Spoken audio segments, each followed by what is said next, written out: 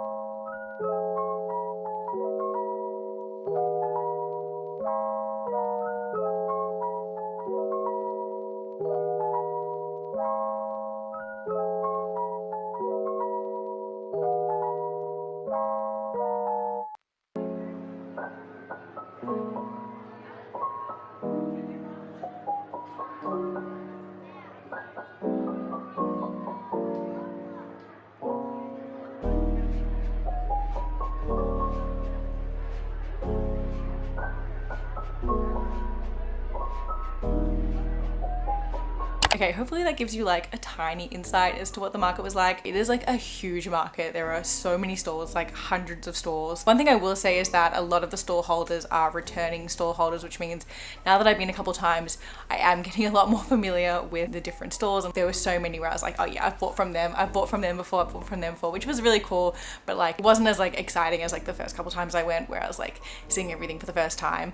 But regardless, it's still so incredible to see all the art and all the incredible goods that people produce themselves here in Melbourne. It's really amazing. And yeah, Juliet was so lovely and it was really nice to see her, and of course to see Zach. He was absolutely killing it, if it wasn't obvious from the clips. I mean, when we first got there, like I was like filming him a bit like creepily and he like couldn't even see me because he was so overwhelmed by all the customers that were there. So that was really, you know, heartwarming to see. And I actually am really proud of myself. I was very good at holding back. I kind of made a rule that I was only allowed to do one purchase for myself, and then I also wanted to get a gift for one of my friends whose birthday was like a month ago and I still haven't got her a present. So I was like, yeah, this is probably a good time to get something for her. But I was like, I'll allow myself one personal purchase. And I actually just didn't end up getting anything for myself. It's probably because I've been so many times, like there were things that I've bought in the past that like I love, but I've already bought them. And also in the back of my mind, I think I knew because I was going to Bendigo a week later that I should probably just save my money for that.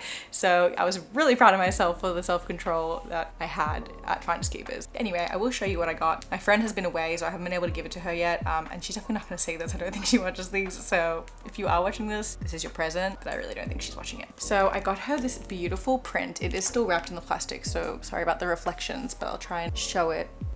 It's a bit hard because the window is there. But anyway, yeah, it's this beautiful, beautiful art print. I loved it. I thought the color was so beautiful.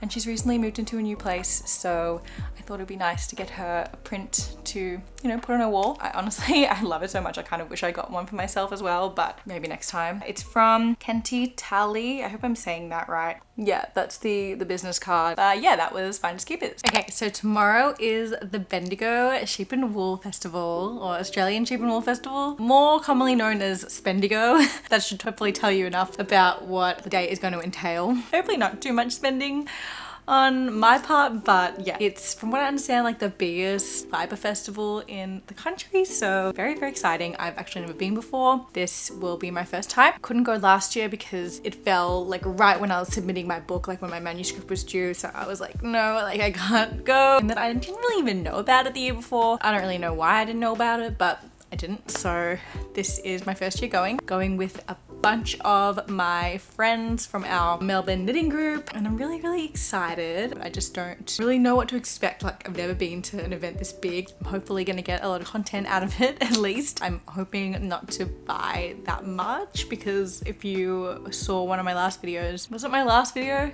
think it was the one before. I ended up buying a lot of yarn secondhand.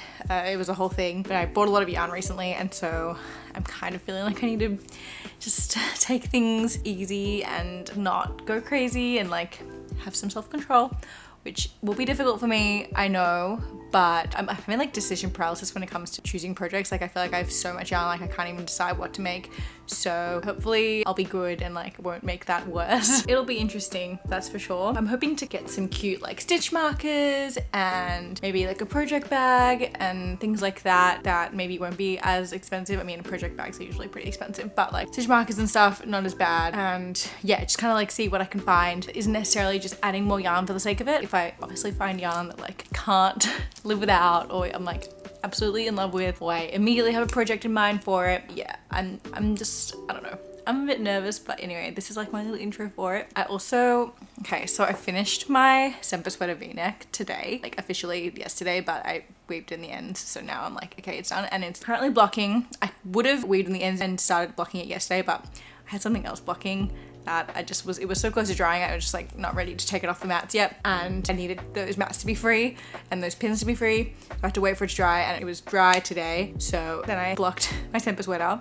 It's now drying. I literally have the heater just like pumping hot air just so that hopefully it dries, because it's winter, it's freezing, and everything takes so long. But yeah, it's on my floor.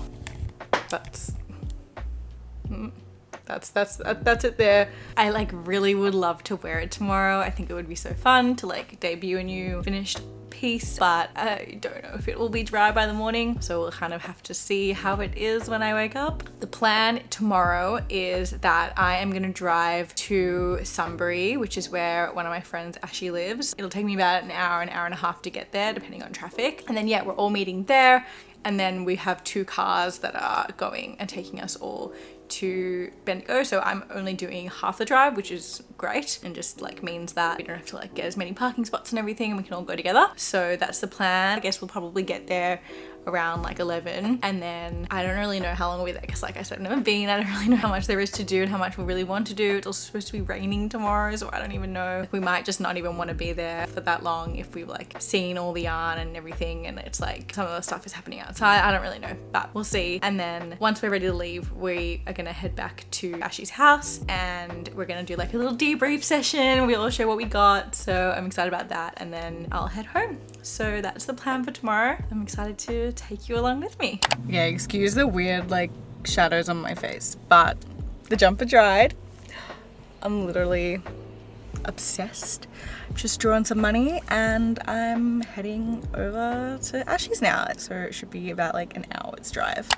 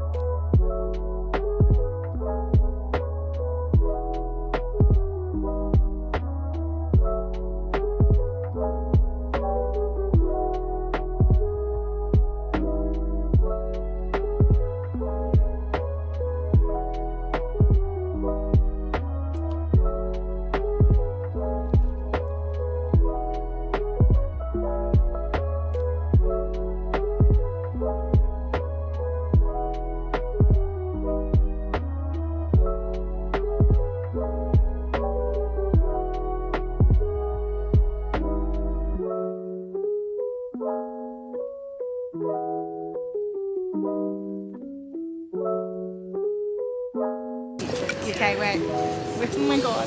Hello? No one look. Okay, so I'm filming this a couple days post Bendigo. Now Sunday, I went on Friday. Did not get any time yesterday to film this, and by the time I got home on Friday, it was like dinner time. I had family over for dinner for my brother's birthday, so I literally just had no time at all. And honestly, it was such a huge day. It was very like draining and exhausting, but so much fun. I left at around 8 and got back at like 7:30, so I was out for almost 12 hours, which is a very long day, a lot of driving. But yeah, in summary, it was a great day. It was very cold and it did rain quite a bit in the afternoon, but we did kind of miss the worst of it. Like most of the bad rain was while we were driving back from Bendigo to Sunbury, so the rain wasn't even that bad when I was doing the last leg of the drive home. So overall, I think we did pretty well. We had umbrellas, so we didn't get wet, and it was overall a very successful and fun day. Really fun to go with friends. Yeah, and we did the debrief afterwards and showed each other our purchases. I didn't film anything from that, but it was really nice, and we had cake, and it was really cute and wholesome day. I will show you what I bought. I'm very excited about all my purchases. I did go over budget. I went over budget quite significantly. My plan was to draw cash and then not spend anything other than what I had in cash. What I really should have done to make sure I stick to that was like, I don't know, freeze my card or whatever, like make it so that I wasn't able to make any purchases, because even if I didn't bring my card, like I still have my phone and I could still pay with, you know, Apple Pay. So yeah, maybe I should have just like left my card at home and like turned off Apple Pay or something, but alas, I didn't do that, because I think in the back of my mind, I probably knew that my budget wasn't the most realistic. It was kind of arbitrary and maybe a little bit aspirational and not very achievable, knowing myself.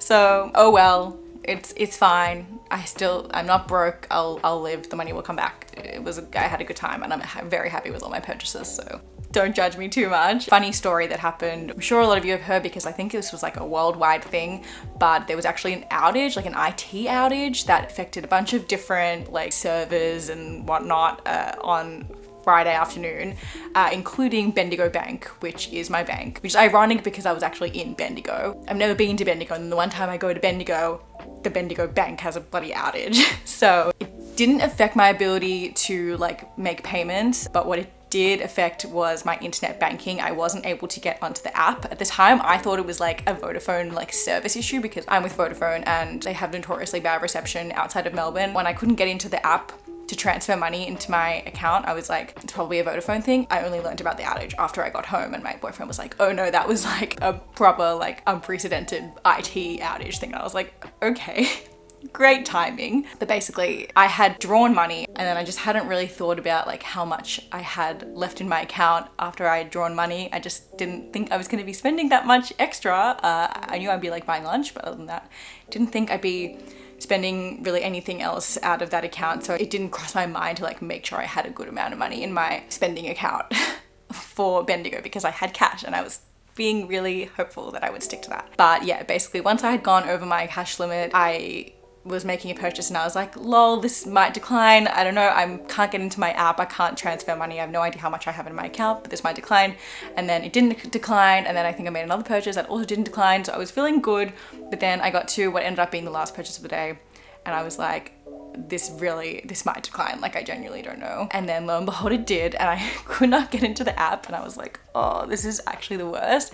Luckily one of my friends offered to pay for me. I told her I would obviously transfer her money as soon as I was able to get back into the app, which ended up being the next day. But yeah, it was just kind of wild that all happened like while I was there, and just a little bit ironic, and probably was a sign that I should stop buying things. So after that, yeah, I didn't make any more purchases for the rest of the day, which wasn't too bad, and I was very happy with everything that I bought. So that was just a funny little anecdote from the day. But anyway, I'm getting stop rambling and get to the haul. I actually have everything in one of my purchases, so I'll start with this.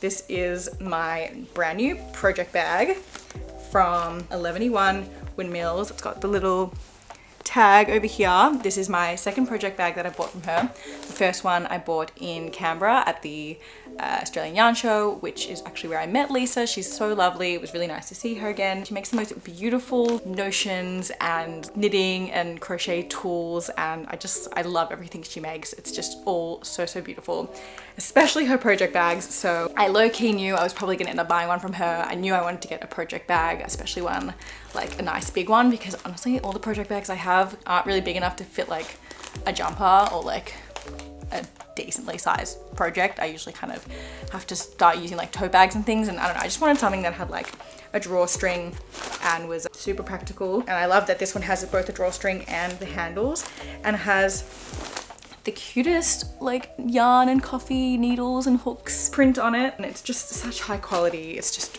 really beautiful. And yeah, this was actually the last one left that she had in this print, so I just had to get it. I didn't even really look at what other project bags were out there at the other stores, because this was by far my favorite one that she had, and I just was like so scared that someone else was gonna buy it. I didn't want to take the risk, so I just ended up buying it, but no regrets because it's absolutely beautiful. That was basically purchase number one. I'm gonna try and go in order so that you kind of get how I was going throughout the day. So another thing I knew I wanted to get from Lisa's store, because I was so upset when she sold out of these in Canberra and I didn't end up getting a pair. So I knew that was definitely the first purchase I was gonna make in the day, and that was these adorable skein earrings that she has. I still haven't even tried them on yet because I've kept everything for the haul, but yeah, they're so cute. Hopefully that's focused properly. How cute is that? Like, I can't. Before this, I didn't own any like yarn or knitting related earrings, and I have so many earrings, as you can see, like on my stand here, and I actually have some others on another stand. So I think it's a bit ridiculous that I don't have any yarn related earrings, and so I wanted to change that, and I did very much with these, and also ended up getting another pair from another store, which I'll show you after. Maybe I'll put them on now and I'll wear them for the rest of the video. Oh my god, they're so cute, and they match perfectly with this Barbie is a yarny jumper. Oh, they're so cute. Okay, I'm probably gonna end up wearing these or the other ones that I bought in like every video from now on. So this will definitely not be the last time that you guys see these. But yes, so that was my second purchase.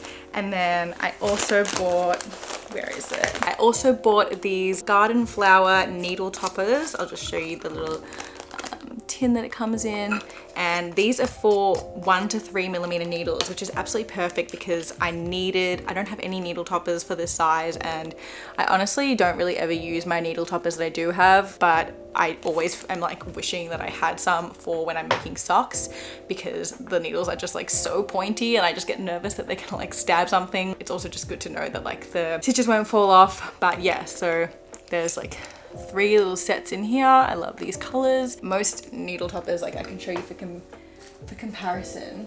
You can't really tell, but like the hole is just, it's too big and it just slides right through. So these are perfect tiny little hole for tiny little needles. So those were all my purchases from Lisa. Okay, and now we get to the yarn. So my next purchase, this is when I went over budget. It did not take very long because my budget was admittedly quite unrealistic, but I found some ching fiber at the Zigo Zago stall. I just couldn't resist, because if you know me, you know that I love ching fiber, and you know that I love melted baby suri. So I ended up getting 3 skeins in 3 different colors, which I plan on using together. I probably have enough to make like a vest or something sleeveless. I think will be doable with 3 skeins. So maybe it'll be stripy, or I don't really know. We'll have to see. So yeah, they're all in the melted baby suri yarn, which is probably my favorite ching fiber base. So yeah, I couldn't resist. So this is the floating colorway, which is this beautiful, beautiful purple, variegated. It's just so gorgeous. And then this is Hope, which, oh, it's just pastel deliciousness and goes so well with this. And then to top it all off, we have this beautiful yellow. This is the champagne colorway. It's a beautiful pastel yellow. And they just look so pretty together. And my friends all said that it was worth going over budget for these, so we did it. I couldn't resist. And I'm very, very excited to cast something on. I don't know if I'll just end up designing something or I'll find a pattern. I probably end up designing something just because this is a pretty unique yarn.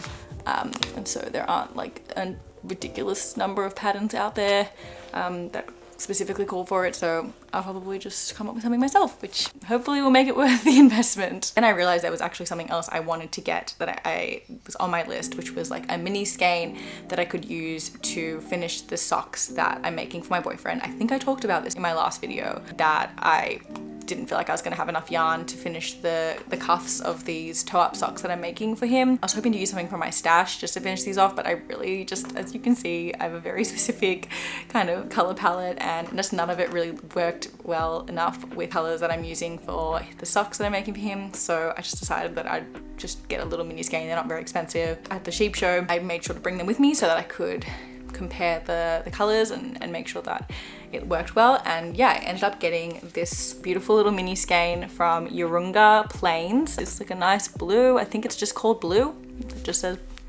blue on it. 4061. This is the color I'm using for the socks. So yeah, I haven't quite finished them yet. I've got the stitches on hold, but this is what I'll use. So we'll have to see how much I can get with the amount of yarn that I have left, and then I'll just finish it off with this nice little blue at the end. Okay, this next one has to be, I think, one of my favorite purchases from the day. Honestly, I love everything that I bought, but this one, I'm so excited to like find a project for. It's from My Creative Garage, which was probably my favorite stall like setup that I saw for the whole day. And I saw a lot of stalls, but this one was just super unique, creative. I loved the way that she displayed all the colors. It was like all very like monochromatic, so she had like blues and pinks together, like everything was all really laid out, and she had the most beautiful project bags. And honestly, if I hadn't gotten one from Lisa, I probably would have ended up buying one from her. But also I love the one that I got from Lisa, so it's totally fine, because she also had some incredibly beautiful yarns, and I knew I just had to get something from her. I knew I was already over budget, and it was probably slightly irresponsible, but it was so nice to meet Vanessa, who actually says she watches my YouTube videos, which was so nice. Hi, if you're watching this. It was lovely to meet you. She just had the most beautiful, incredible array of products that I just simply, I could not resist. So I ended up getting this mini set of boucle yarn. Yeah, I saw this rainbow mini set. It was the last one that she had, I'm pretty sure, and it was super unique, and I was like, I have to. So this yarn is 82% superfine alpaca, 13% merino, and 5% nylon. So I was like, okay, it's fingering weight and it's got nylon in it. It is majority alpaca, but like there is nylon in there. So I was like, maybe I can make some fluffy socks with these. Like how cute would that be? She also showed me a photo of like, I think something she was working on where she had used like a white or like a cream base. I don't really know what she was making, but had done like this much in the white and then would use one of these and do a stripe and then like keep doing that. So she would kind of use these as like a bit of texture and to stripe throughout whatever it was she was making. So that could also be another way that I can use these. I kind of was like, yeah, there's a lot of possibility here. So I ended up buying them, and honestly, no regrets. Like, I just love that it covers like all the colors of the rainbow, and they're so bright and so me and so fun. So